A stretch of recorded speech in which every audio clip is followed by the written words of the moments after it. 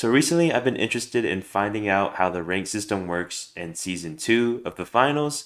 And I know there's been a lot of talk about the rank system, mainly bad because people don't know what rank they're at or they don't know their progress and stuff like that. I'm here to find that out with my own experiment. I spent 2 days working on this and I got a whole bunch of data from my teammates and a whole bunch of data from myself, just observing the arrow changes I get after each rank game. And yeah, I have some pretty interesting findings that I think will be very good for you guys to know.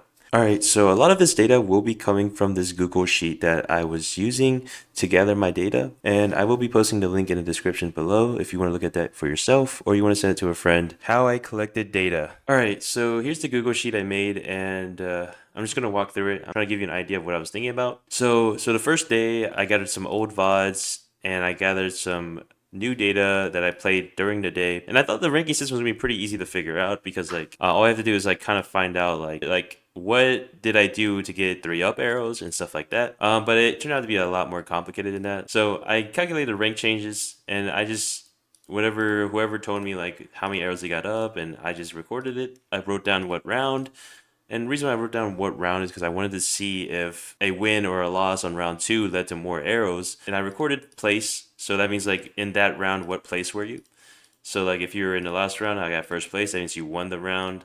And if you're third round and you got third place, that means you lost in third place. And then I also recorded who I win against. So I was interested to see if the enemy team had an impact on what you could gain. So I recorded their ranks and I also recorded who I was playing with. So like what ranks the persons I was playing with. You might be wondering like what if they were playing medium or heavy? Like I'm pretty sure the build did not matter whether or not you played that. So I just kind of assumed that. I recorded combat score, objective score, and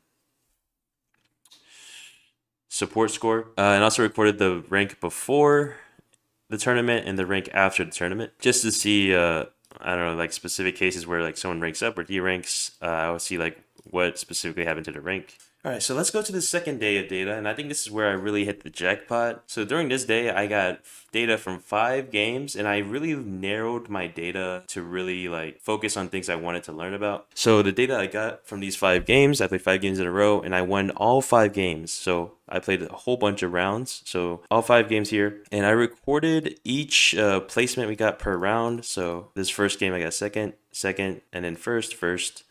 And this is like in correlation to round 1, round 2, round 3, round 4. And I did this for all 5 games. And I also recorded my teammates' rank changes. So for game 1, I went 2 up. And my Diamond 4 teammate, he went 3 up. And then my Plat 1 teammate, he went 2 up in that game. Keep in mind, this is for the last round, because that's the only thing we can really see without having to like crash our game to like see the between round arrows. And I also recorded against the ranks of the people we went against, because I was still interested to see if enemies had an effect on whether your rank goes up or down. For this page, I did some comments because I think that's more helpful than just writing it down. I'm just going to walk you through what I've found. And the first thing I want to talk about before we go into this is that the arrows you see after each ranked match you play are only for the last round you played. So like if you qualify 2 rounds and then you lose on the 3rd round, you will only see the arrow changes for that specific round and not the first 2 rounds. And the reason that I know this is because at the beginning of the season, they say that you need to win 8 rounds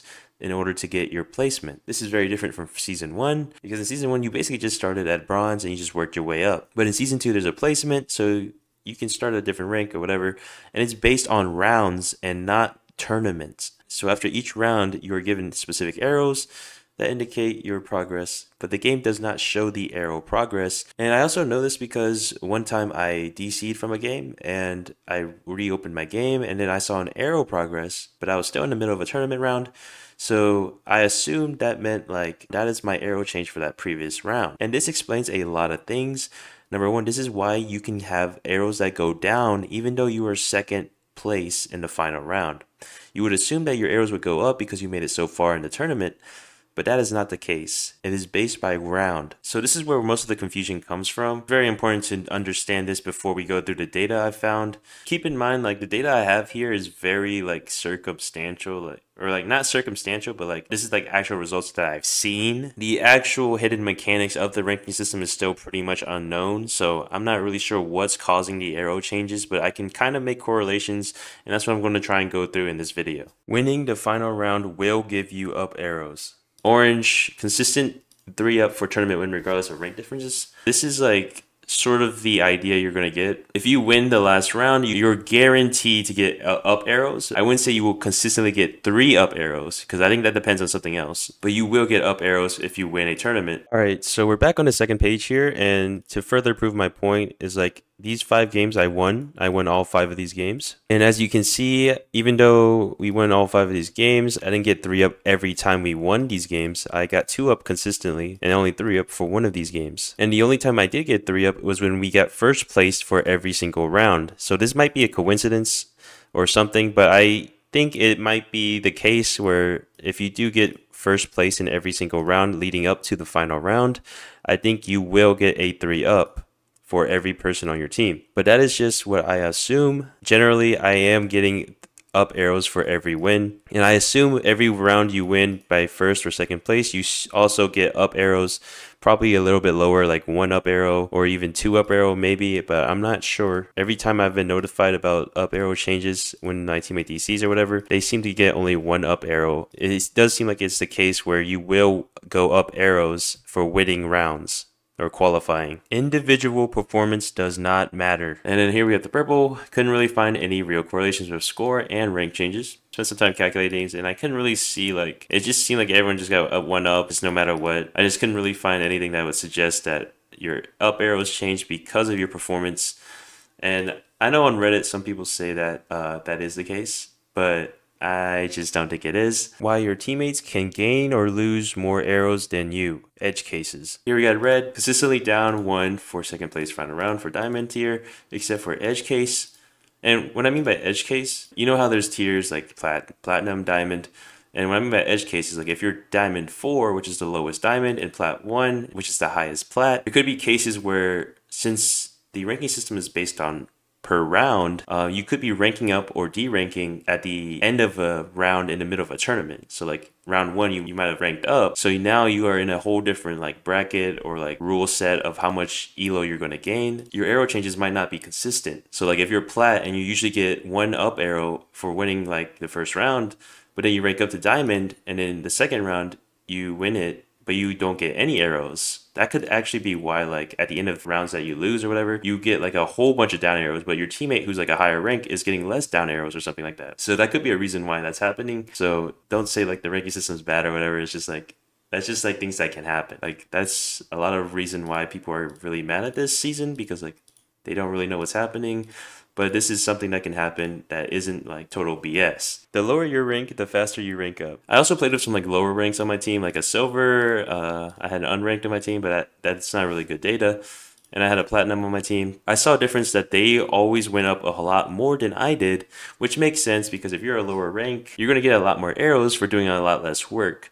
Because you're a lower rank and there's the expectation isn't as high for you. Like if you're a diamond, the game expects you to play very well. So that's why you're going to gain less arrows and maybe even lose more arrows for performing badly. Let's move on to this pink one.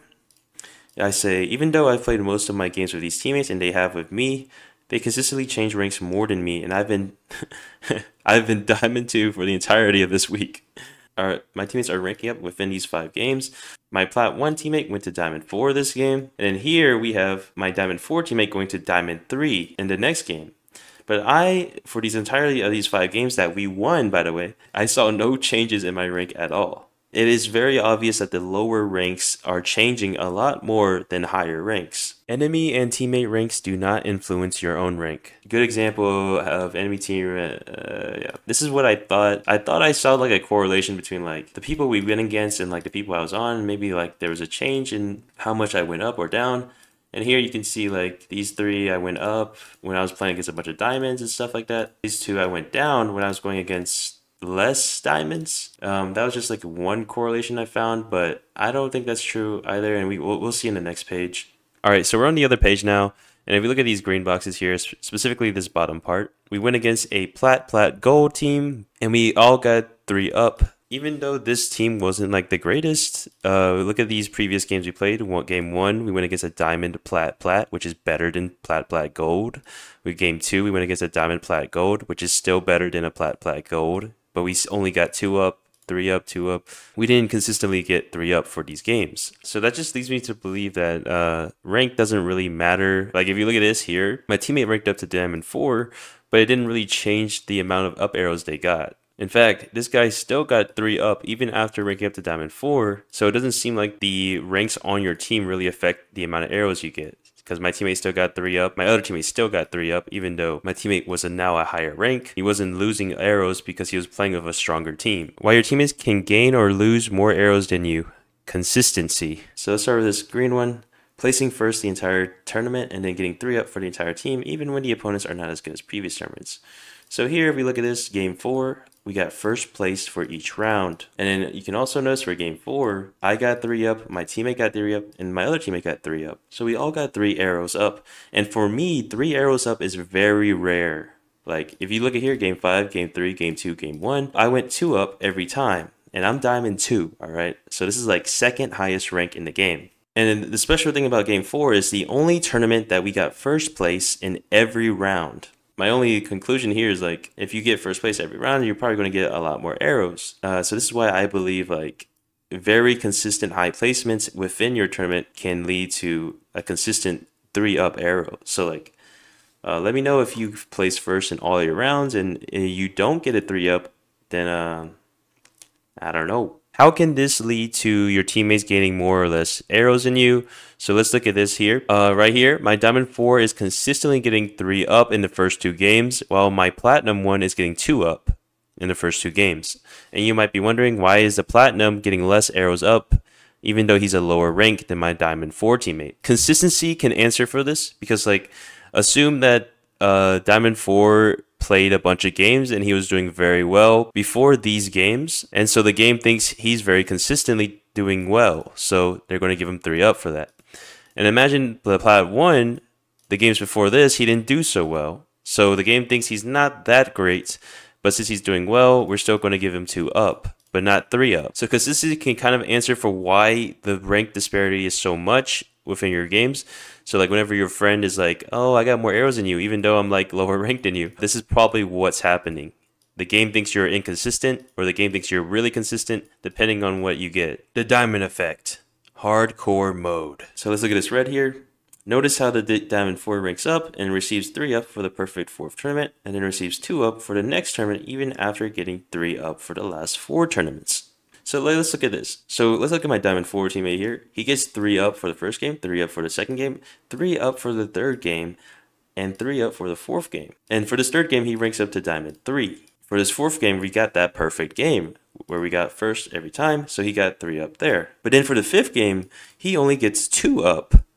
So if he's performing consistently well by getting 3 up every game, you would assume that he would get 3 up again on the 5th game, but he only got 2 up. So what's happening here? This is what I think the diamond effect really kicks in, because all of these games I've only been going up like 2 up, except for that perfect game we had. But now my teammate's starting to get 2 up, even though he's still on the consistently high up arrows from these previous games. And the only thing I can assume is happening is that like once you're Diamond 3, you can't, there's a set limit to how much consistency points you can get for performing consistently well. So I'm assuming it's just really hard to get up arrows for Diamond 3s and above, or even on Diamond 4 and above. Yeah, so these are like the 3 main takeaways I've gotten from these total 5 games, and I think they're pretty accurate.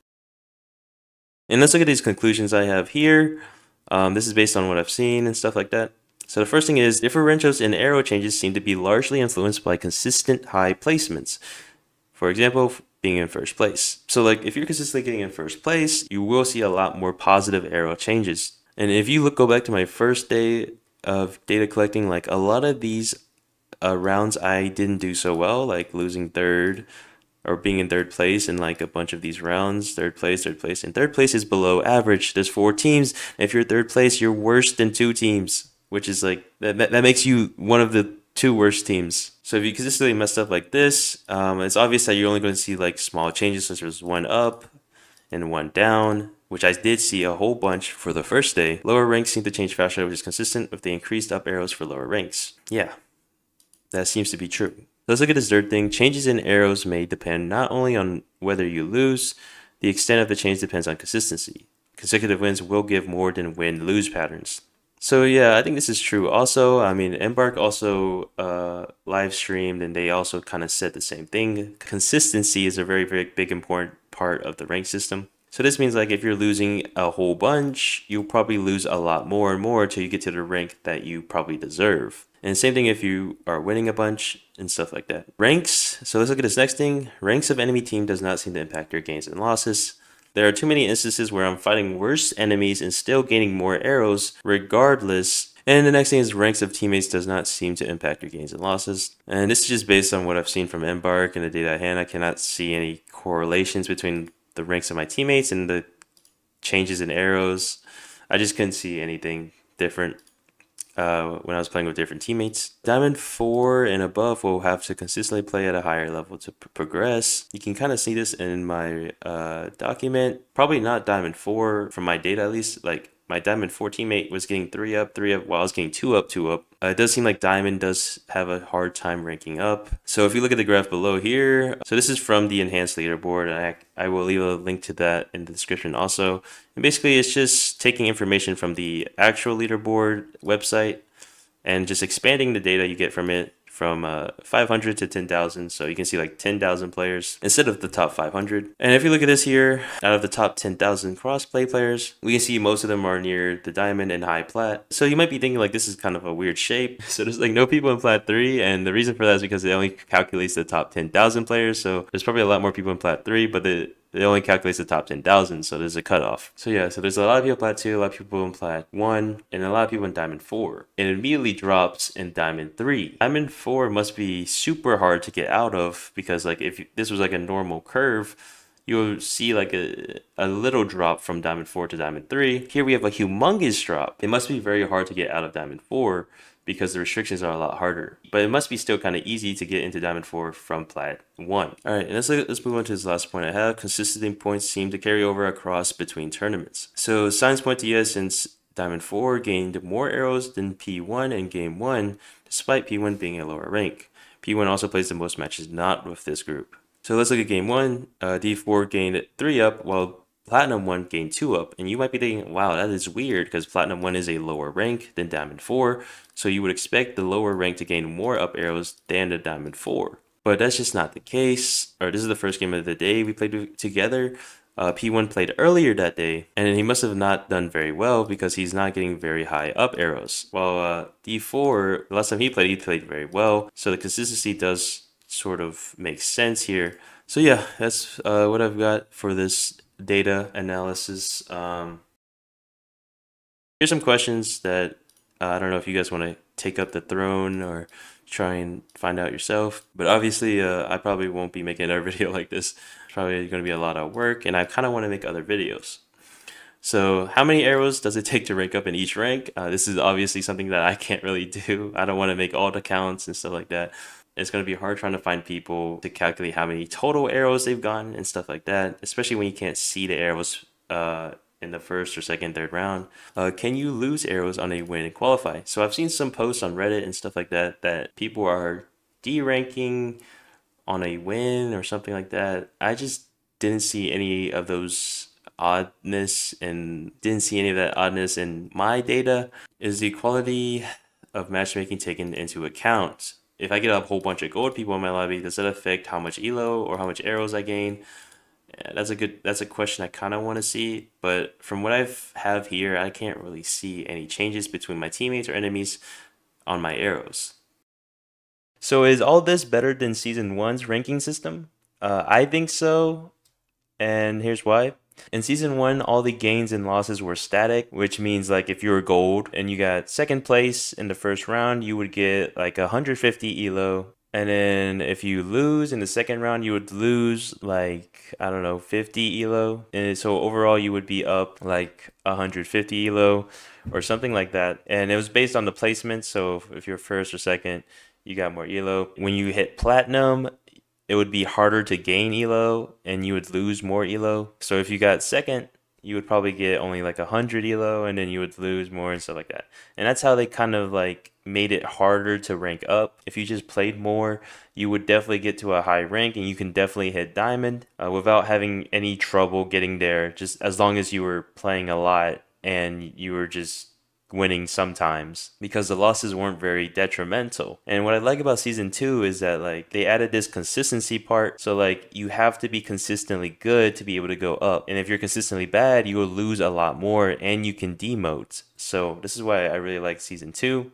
And I think the main reason people hate season two's ranking system is because they don't really know what's happening. They might feel like, oh, I'm losing off of a win or whatever. I'm losing in the final round. Like, I got to the final round. Why am I not gaining elo? Because that's what it was in season 1. In season 2, it's based on the rounds, and people don't seem to really understand that. Because of the bug right now where they only show you the round that you lost, people feel like the ranking system is very unfair because most likely you're only seeing the changes of the round that you lost in. So you're going to be seeing a lot more down arrows, probably. So that's kind of like influencing their opinion of the rank system because they're seeing a lot more negatives rather than positives. So that's why they think the rank system is bad. So if you're watching this and you learn that this isn't the case, just try and think like, even though you lose arrows, you probably overall gained arrows because of your performance in the previous rounds that you didn't get to see. Because if you pass those previous rounds, you probably gained some arrows, and you probably overall got more arrows than down arrows. That's why I think this season is probably a lot better than season 1. Obviously, they need to do some tweaking. If you are losing arrows off of a win, like if you win a round and you lose arrows, that's obviously a problem because you want to be rewarded for doing well. I haven't really seen any of those types of issues. If you do see those, feel free to send me a DM on Discord and I'll be happy to look at that and maybe post another video, but we'll see. But yeah, that really kind of concludes my video. This video is a lot different than what I usually post. I usually post stuff about gameplay and stuff like that, but this is more of a like an in-depth dive into like a system of the game, which is something I don't usually do, but I feel like this was kind of cool to kind of like dig into because this season's so mysterious. I thought it would be pretty interesting to try and uncover its secrets. I think we kind of got to the main points that I was really looking for. That concludes my video, and hopefully you guys enjoyed. Like, comment, subscribe. I have a video I'm working on still regarding triple medium, so if you're interested in that, stay tuned. But yeah, I'll see you guys in the next video.